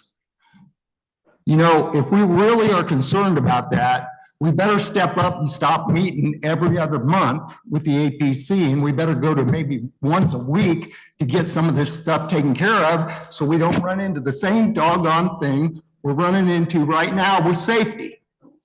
I'm sorry if I'm raising my voice, but I'm getting tired of hearing the same old thing. And you know, maybe we need to go to a moratorium, and maybe we ought to start thinking about preservation of what we like in Pulaski County and why we live in Pulaski County, such as farm ground, such as the small landowner that maybe moved in here or have lived here their whole life, and they would like to live in the country, not in a solar field.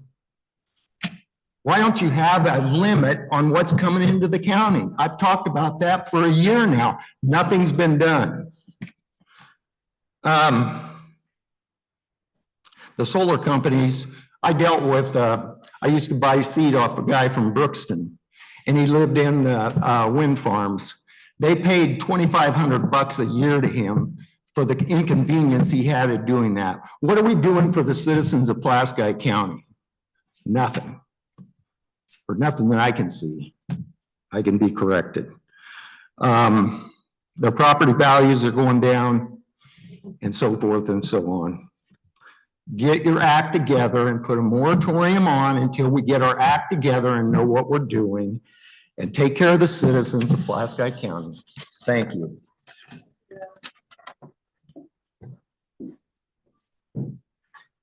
Anyone else?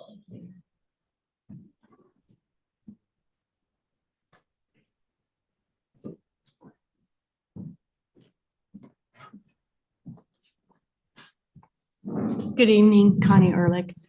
I just have a question, and Jacob, I understand what you were saying about the council approves the ERA designation and the confirmatory resolution, which they passed tonight, but it's the commissioners that approve the EDA. My question is, why would the council vote on giving them a tax abatement prior to the commissioners having a chance to review and approve the EDA? So what happens if the commissioners are not, don't accept the EDA? You've already had the council that's giving them a tax abatement. Can you walk me through that, please? Well, it's reflected in statute that there are a number of procedures where council has to take one action, commissioners take the other. For example, I know like in the drainage code, if the drainage board has to take a loan, the council obtains the loan, but the commissioners have to approve the actual execution of one of them. It's the same thing with the EDA. The EDA can be negotiated like Emory is got it here in front of me, that the resolution encapsulates the agreement, the EDA agreement, subject to the terms and conditions that are modified today.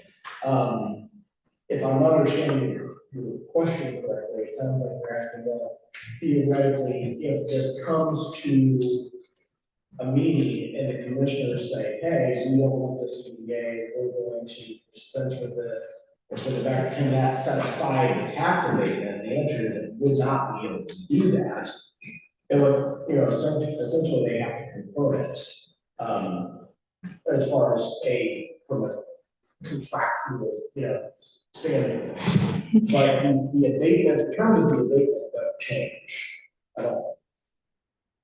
Okay. But yes, my question is, did we put the cart in front of the horse again? Should the EDA have been more ironed out and approved and negotiated by the commissioners prior to the tax abatement? I've worked on a number of these, not just Pulaski, but in Jasper County. That's not an unusual sequence of events. So does the commissioners have the authority to renegotiate that EDA?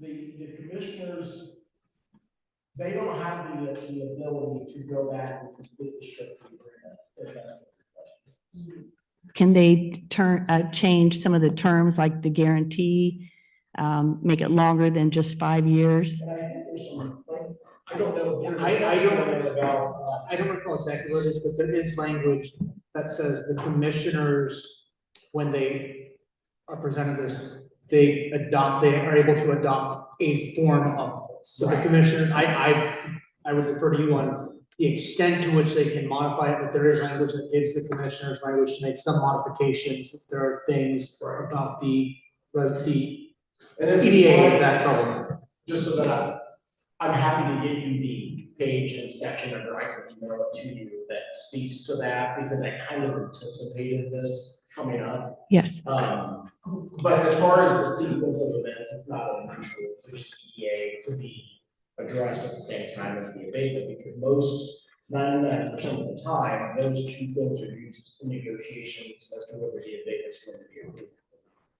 And if you think about it from the developer standpoint, or from the council standpoint, it's kind of hard to approve an abatement or approve something if you don't know what else is coming, because normally those pilot payments are connected to the taxes. Correct. And, if there weren't economic development payments being addressed in the agreement, 98% of the time, the county council isn't going to approve. Right. Doing that unless there's some assurance that these payments are coming in. But I understand it is, that's why that language is in there, to where they do have ability to discuss some of those terms, but it does not give them the ability to usurp state statute and set aside a tax it. I just want to make sure that they're not bound by whatever negotiations that, like Mike and Sheila or, whoever had with the developer. I'm hoping that they will have the authority to go in and make the changes that they feel is important. I can get you that language, because in working on this, I remember coming across that, so I'll highlight it. Excellent. And thank you so much for addressing my questions. So I have a question, and I guess, Jacob, my question is to you. So when council approved this abatement tonight, when they voted for the abatement, was the guarantor section filled in on their paperwork? No, it doesn't get filled in until closer to construction. 90 days prior, I believe it's the wording, isn't it? But that is worrisome. I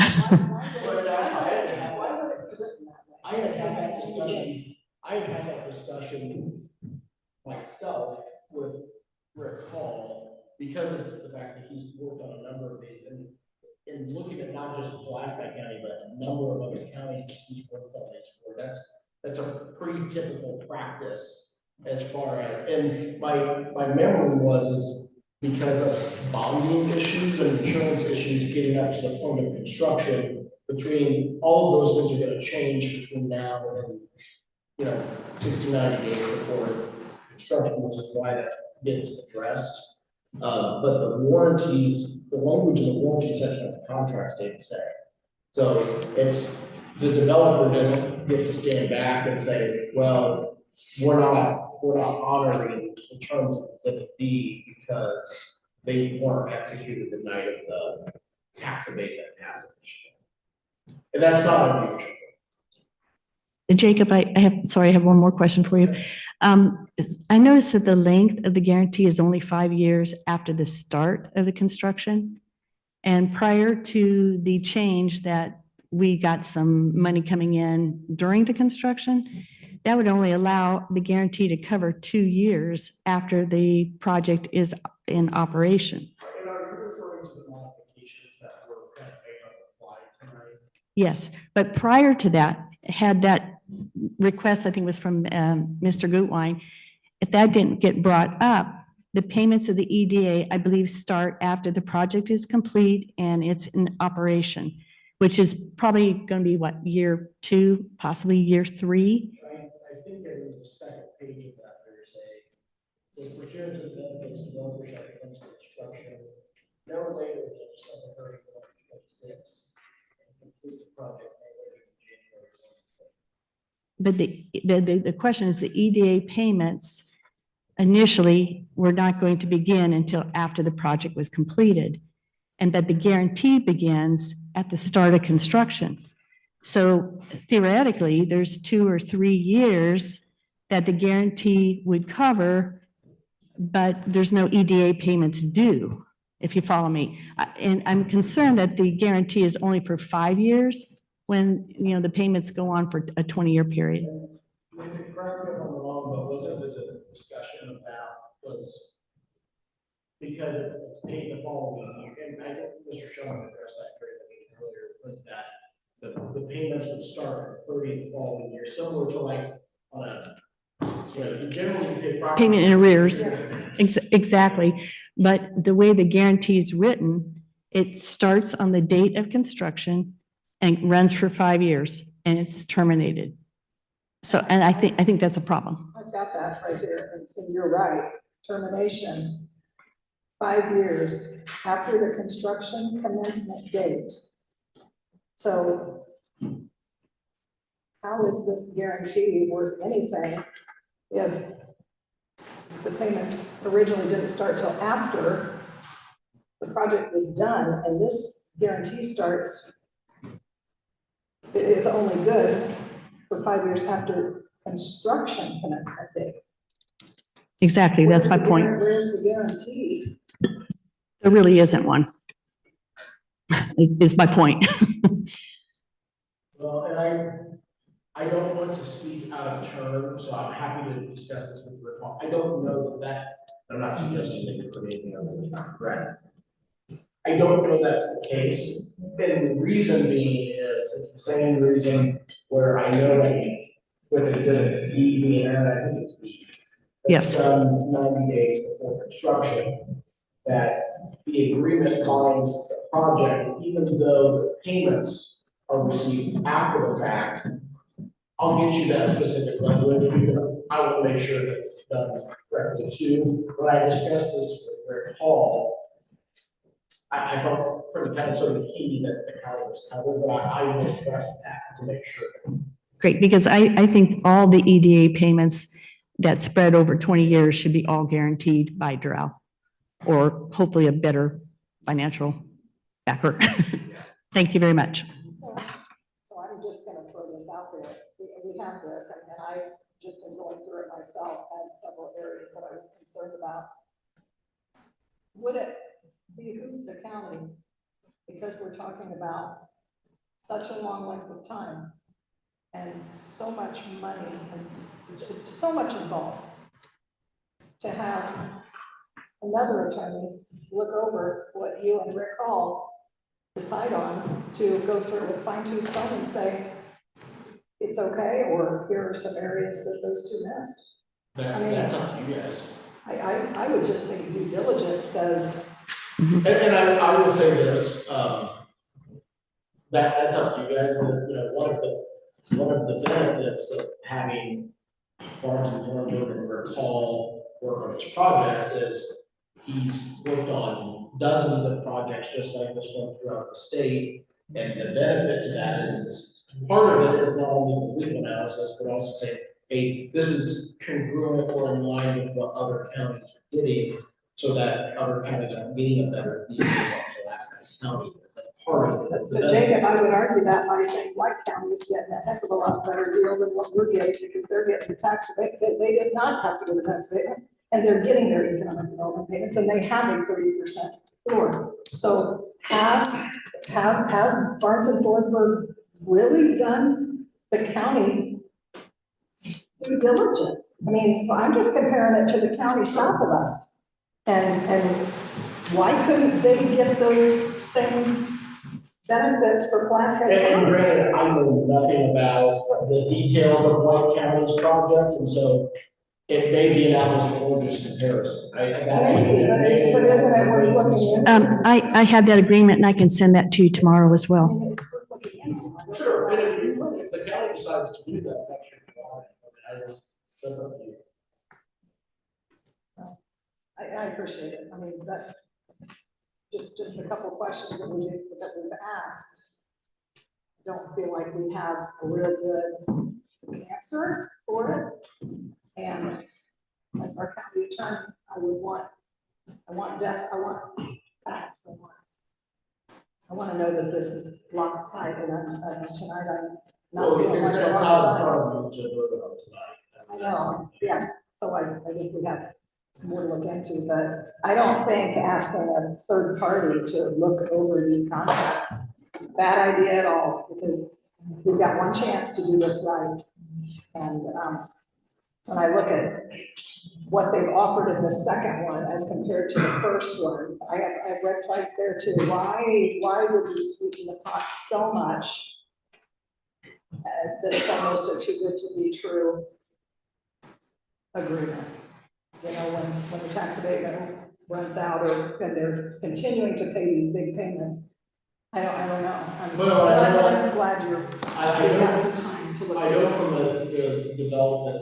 the developer standpoint, a big part of the reason is that under the terms of the payment schedule, it gives the big sell, and they'll tell you this, is it gives them some predictability as to cash flow and financial obligations moving forward, as to where changing tax laws and the tax landscape can change.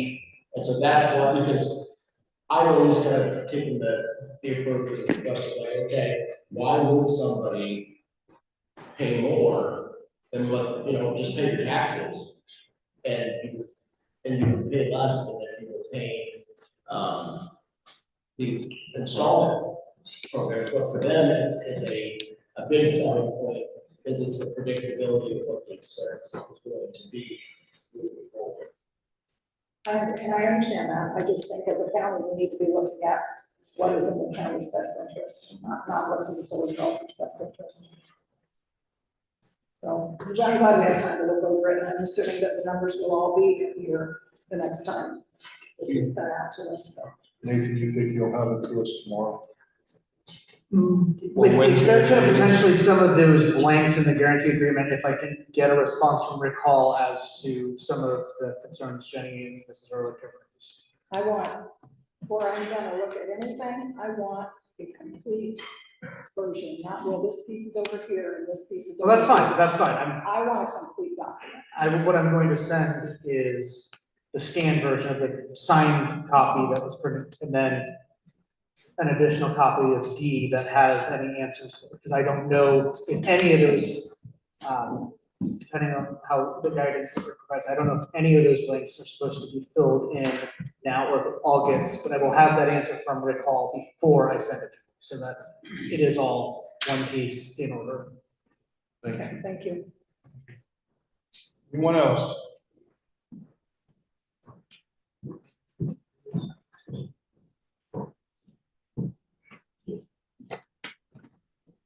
Randy Larkin, Winnemac. I have a few points and I will try to be concise. I know that everybody is ready to go home, but I want to take this opportunity to verify a few things with our commissioners here. One of them being something that I brought up in the past and I haven't seen any direct movement on. However, I realize there are a lot of moving parts among our county departments and there's a lot of additional pressures and responsibilities on a lot of our county employees.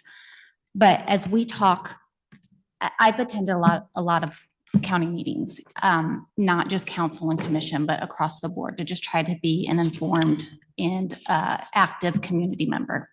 And one of the things that I'm seeing is a disconnect between some of the conversations and the concerns that are brought to you that are presented to other boards.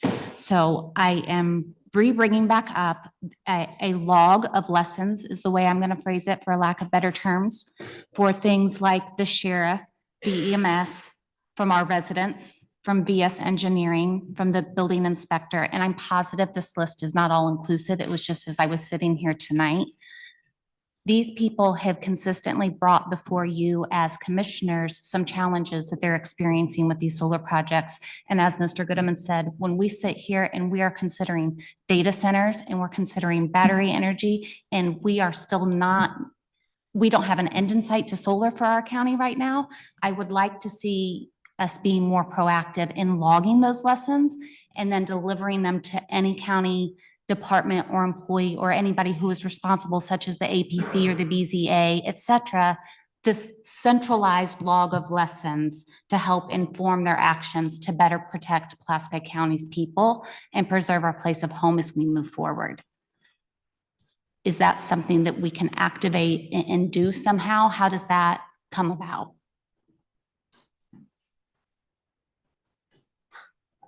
I chuckle because I really do not understand this log of lessons per se. Now, I understand your terminology. I brought up last meeting and we approved, I think it was last meeting, the moratorium on battery storage. Excuse me, we did a battery storage earlier on data centers. We did not have any ordinances in place for data centers. And I believe that we needed ordinances, which I stated in our last meeting. Most of the counties around us have ordinances for data storage. We had very limited language for battery storage, and we needed to increase that language. That's why I brought it up at that time. Earlier in the calendar year, there was some language brought to us from solar, and we approved that after our attorney looked at that. I think we can always learn from the past and move forward, and I believe that I've been very clear on that in several of our meetings. We need to learn from the past to make it better for us, the future better. And I think all counties could do that. Yes, so perhaps let me expound upon what a lessons learned. It's a register. It's a term commonly used in project management. So it is a central repository for all the things that you've learned from a current project. We can all say that we are in a different position from solar right now than any of us really wanted to be. It has been really challenging to live through from all aspects. I don't care if you're pro solar or you're against solar. This has been a very challenging process, and there have been lessons learned on both sides of the fence. Or do we have a central repository where, as these things are brought to you, I will use the example this evening of Sheriff saying, we want 2 additional employees being paid for this.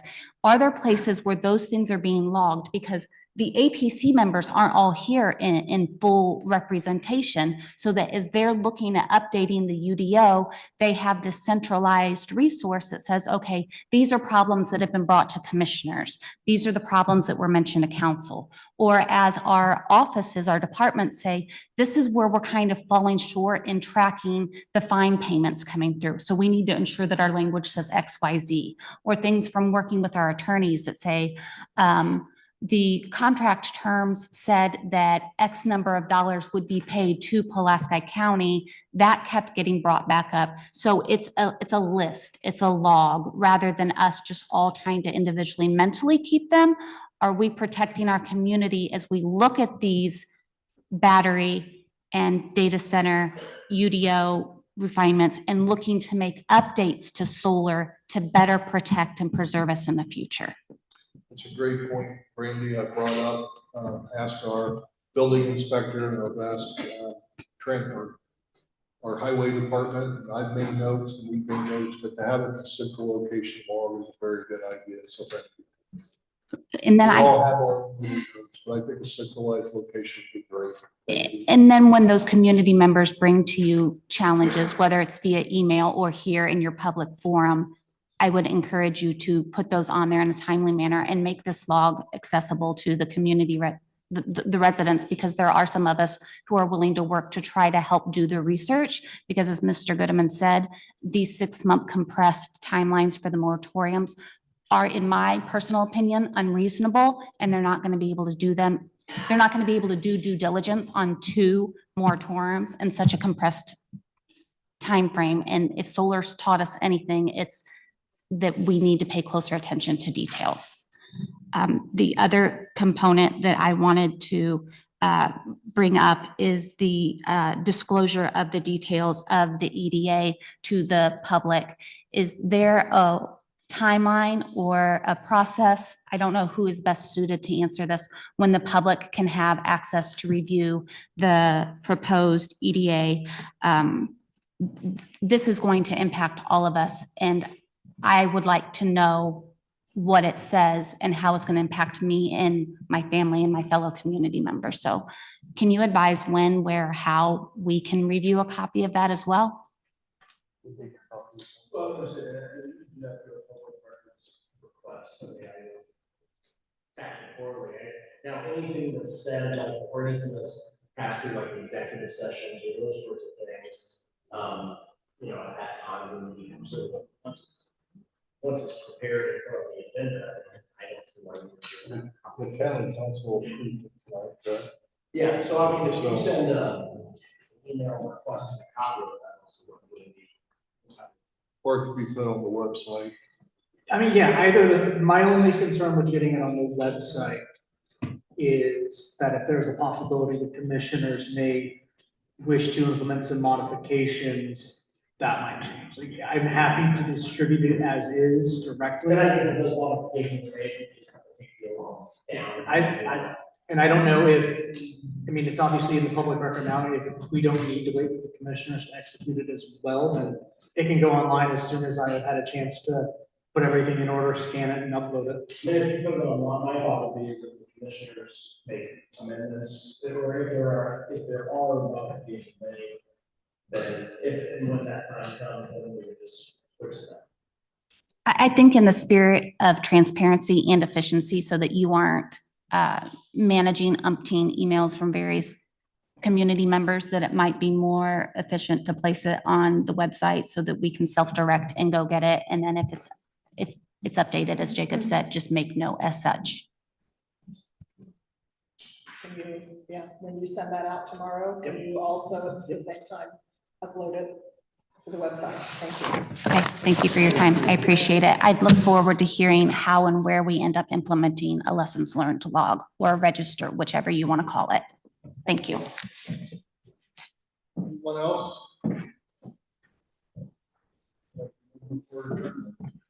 Motion? I'll second the motion. Motion is second for adjournment. Those in favor say aye. Aye. Those opposed. So,